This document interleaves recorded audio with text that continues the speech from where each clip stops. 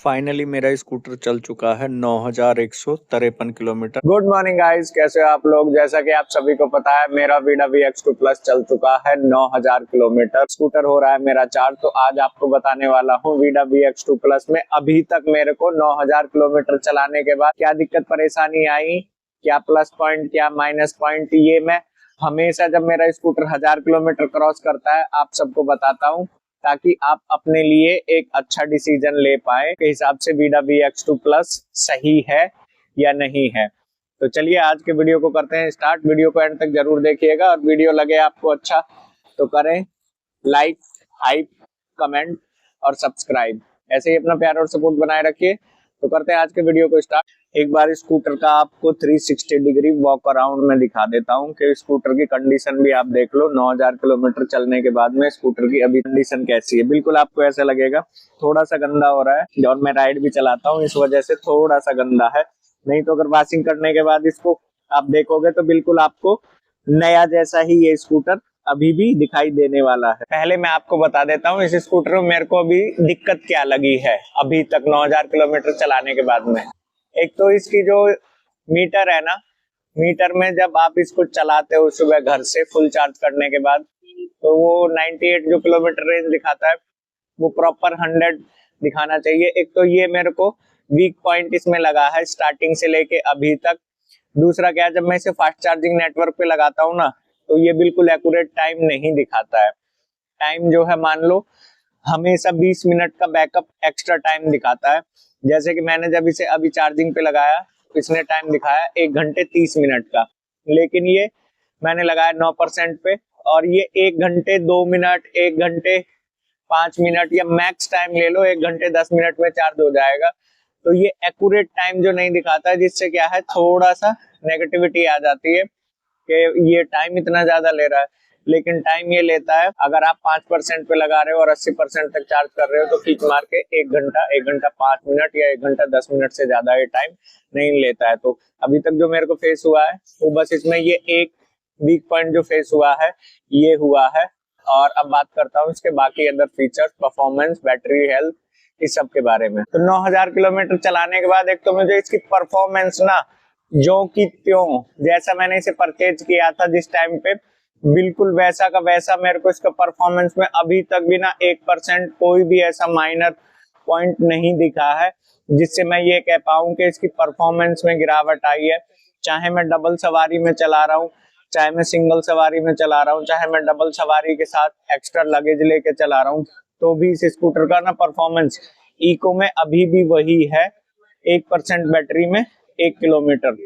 अगर आप खाली रास्ते पे चलाते हो तो ये और ज्यादा अच्छा हो जाता है। अगर ट्रैफिक में चलाते हो, क्योंकि थ्रोटल अप एंड डाउन होता है जिसकी वजह से परफॉर्मेंस थोड़ा सा गिर जाता है।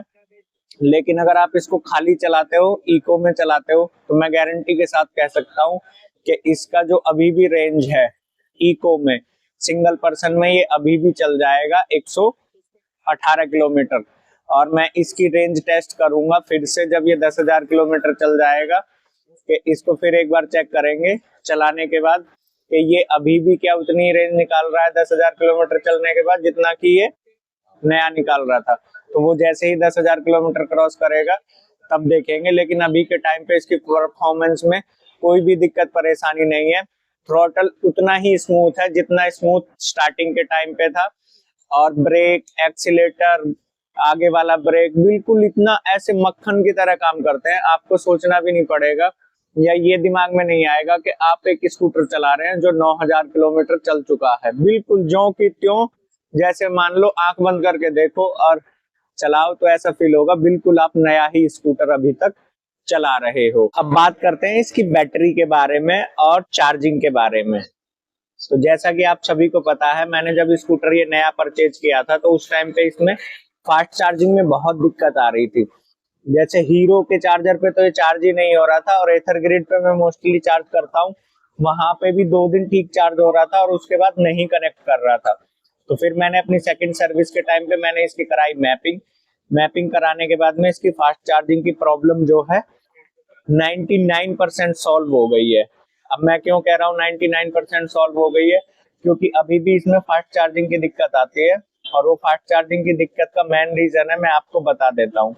कारण क्या है फास्ट चार्जिंग का, अगर जब आप इसे रात को 100% चार्जिंग से लेके आते हो और वो बैटरी यूज करने के बाद में जब आप इसको चार्जिंग पे लगाते हो फर्स्ट टाइम फास्ट चार्जिंग पे, तब ये प्रॉपर चार्ज होता है, कोई दिक्कत परेशानी नहीं आती है। चाहे आप एथर ग्रिड पे लगा लो, चाहे वीडा पे लगा लो, बहुत बढ़िया से ये फास्ट चार्जिंग कनेक्ट करता है। 30 सेकंड से लेके 1 मिनट के अंदर ही ये कनेक्ट हो जाता है। फिर जब आप उस बैटरी को 80% चार्ज करने के बाद में जब उसको यूज करके फिर से आप 10% या 15% या 5% पे आके लगाते हो, तब इसकी फास्ट चार्जिंग में दिक्कत आती है एथर ग्रिड पे, वीडा पे नहीं आती है। एथर ग्रिड पे क्यों आती है?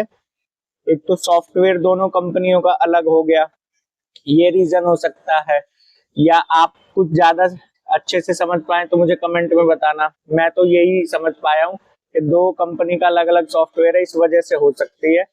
मैंने परसों भी जो वीडियो डाला था उसमें भी सेम हुआ था मेरे साथ में। उस कंडीशन में आपको क्या करना है कि बैटरी को निकालना है, उसको टच करके देखना है बैटरी को, क्या बैटरी का टेम्परेचर बढ़ा हुआ है, बैटरी गर्म है। अगर आपको फील हो रहा है बैटरी गर्म है, जैसे कि अभी सर्दी पड़ रही है तब भी बैटरी फील हो जाती है गर्म है, अगर गर्म है तो अब बैटरी को निकालो, 10 मिनट 15 मिनट ऐसे बाहर में रख दो, तो बैटरी का टेम्परेचर जो है नॉर्मल हो जाएगा। नॉर्मल जब टेम्परेचर आपको फील हो के, जैसे मैंने स्कूटी पे टच किया, स्कूटी का जो टेम्परेचर दिखा रहा है वही बैटरी का दिखा रहा है।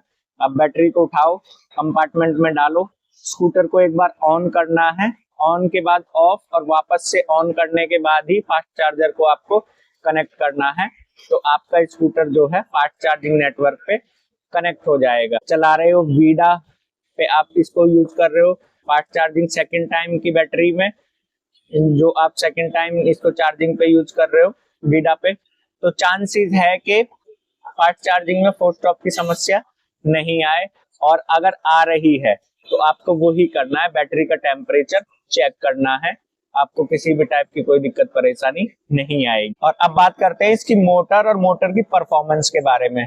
तो इस स्कूटर की मोटर की परफॉर्मेंस अभी भी वैसी ही वैसी है, बिल्कुल सेम टू सेम जैसा कि मैंने नया स्कूटर खरीदा था। मोटर परफॉर्मेंस में कोई गिरावट नहीं आई है।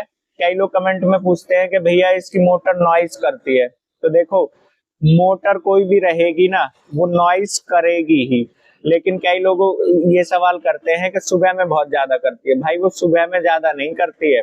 सुबह में क्या होता है, हम सुबह सुबह घर से लेके निकले, शांत माहौल होता है, ठीक है, तो हमें लगता है कि ज्यादा नॉइज कर रही है। जब हम उसको तेज चलाते हैं ना तो हवा की आवाज हमारे कानों में आती है, तो स्कूटर की मोटर की नॉइज नहीं आती।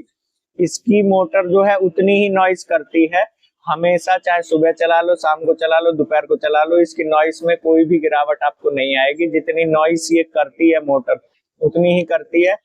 और परफॉर्मेंस में अभी इसको स्कूटर में किसी भी टाइप की कोई गिरावट मेरे को नहीं देखने को मिली है। मोटर इसकी जो है पीएमएस मोटर है, उसका एडवांटेज है कि बहुत जल्दी ठंडी हो जाती है, गर्म ज्यादा नहीं होती है, जिसकी वजह से इसकी परफॉर्मेंस हाई रहती है। और आप अदर ईवीज में देखोगे जैसे ही मोटर का टेम्परेचर बढ़ता है तो स्कूटर बैटरी बहुत ज्यादा लेने लग जाता है। इस स्कूटर के साथ में ऐसा नहीं है, आपकी स्कूटी बैटरी उतनी ही लेगी क्योंकि इसका टेम्परेचर बहुत ज्यादा हाई नहीं होता है।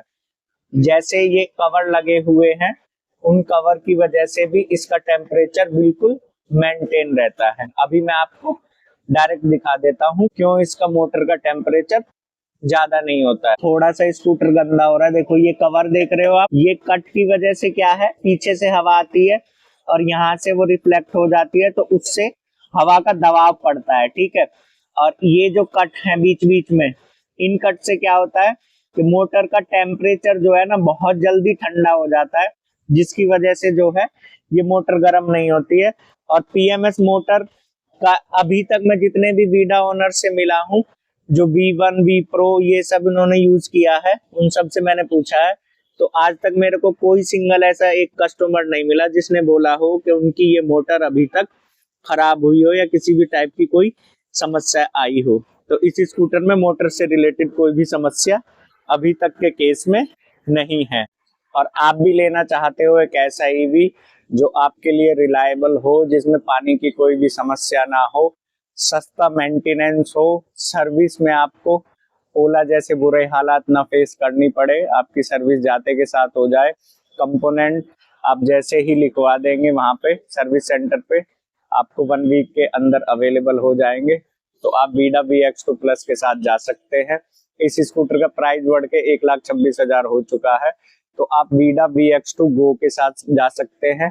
उसका एक शोरूम प्राइस 1 लाख के अंदर में है और उसमें भी अब आपको 3.4 किलोवाट की बैटरी मिलेगी, सेम फीचर मिलेंगे सारे के सारे। तो अगर आप 1,25,000 रुपए खर्च कर सकते हैं तो वीडा VX2 प्लस ले सकते हैं। अगर आप 1 लाख एक शोरूम प्राइस में स्कूटर लेना चाहते हैं जो आपको 1,10,000 1,12,000 तक पड़ जाए ऑन रोड, तो आप वीडा VX2 गो के साथ जा सकते हैं। 9,000 किलोमीटर चलाने के बाद मेरे को स्कूटर में अभी भी किसी टाइप की कोई दिक्कत समस्या नहीं आई है। आपको लगा हो आज का वीडियो अच्छा तो करें लाइक, हाइप, कमेंट और चैनल पे आए हो नए चैनल कर लें सब्सक्राइब। ऐसे ही अपना प्यार और सपोर्ट बनाए रखिए। फिर मिलते हैं नेक्स्ट ब्लॉग में, तब तक के लिए